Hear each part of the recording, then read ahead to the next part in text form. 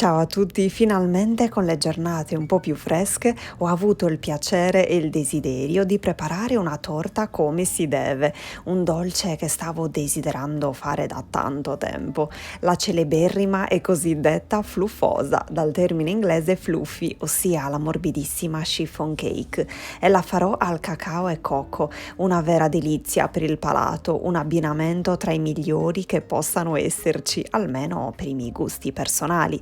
Ne vado letteralmente matta e poi ha una consistenza incredibile, si scioglie in bocca, è senza burro, senza latte, sostituito dall'acqua e ha un sapore formidabile, ottima e morbidissima anche dopo 4 giorni e per realizzarla ci occorreranno 4 uova grandi e a temperatura ambiente che dovremo sgusciare e dividere così all'interno di 2 ciotole.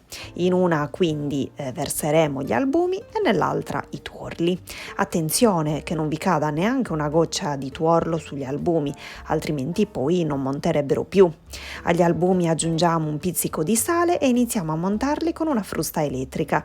Quando notiamo che si sarà formata una leggera schiumetta, allora aggiungiamo parte dello zucchero di canna previsto per questa ricetta, diciamo un po' meno della metà di 200 grammi di zucchero di canna o classico, e continuiamo a montare fino a neve fermissima.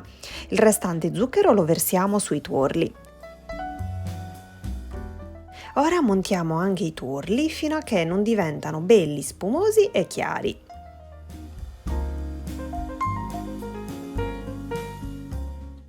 E ora procediamo soltanto con la spatola. Con movimenti delicati ai tuorli aggiungeremo piano piano a filo 85 ml di olio di semi di girasole e successivamente 150 ml d'acqua a temperatura ambiente, aggiunta piano piano e alternata con 140 g di farina 00, 100 g di farina di cocco e 35 g di cacao amaro in polvere, setacciati assieme, e proseguiamo così fino ad esaurire tutte le polveri e l'acqua.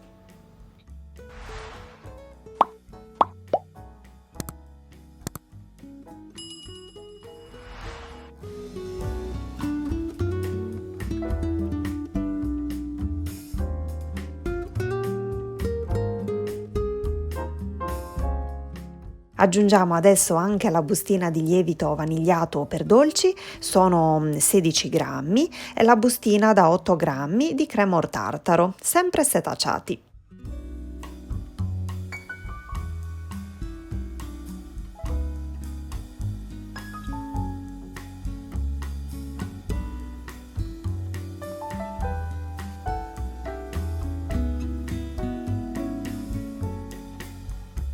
Mescoliamo bene con movimenti delicati dal basso verso l'alto e uniamo anche gli albumi montati a neve in più riprese, così come vi sto mostrando in video, sempre piano piano per non smontare il composto.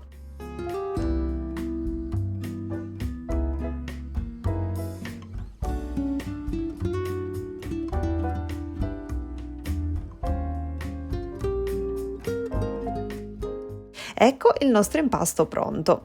Lo versiamo all'interno di uno stampo da chiffon cake di 20 cm di diametro e non ci sarà bisogno di ungerlo e di infarinarlo. Fantastico, vero? Inforniamo in forno già caldo a 165 gradi per circa 1 ora e 5 minuti. Almeno nel mio forno a gas ha cotto in questo tempo, ma voi fate sempre la prova a stecchino trascorsa 1 ora per verificare se è effettivamente pronto. Quando lo sforneremo dovremo capovolgere lo stampo così come vi sto mostrando in video e far raffreddare completamente fino a che la torta si staccherà da sola, e appunto ve ne accorgerete perché il fondo si staccherà e scenderà. Ecco, vedete? Rimuoviamo anche il resto dello stampo e sistemiamo la nostra buonissima e profumatissima chiffon cake sul piatto da portata. La spolverizziamo con un po' di cocco râpé e aggiungiamo tutto attorno qualche mandorla a lamella.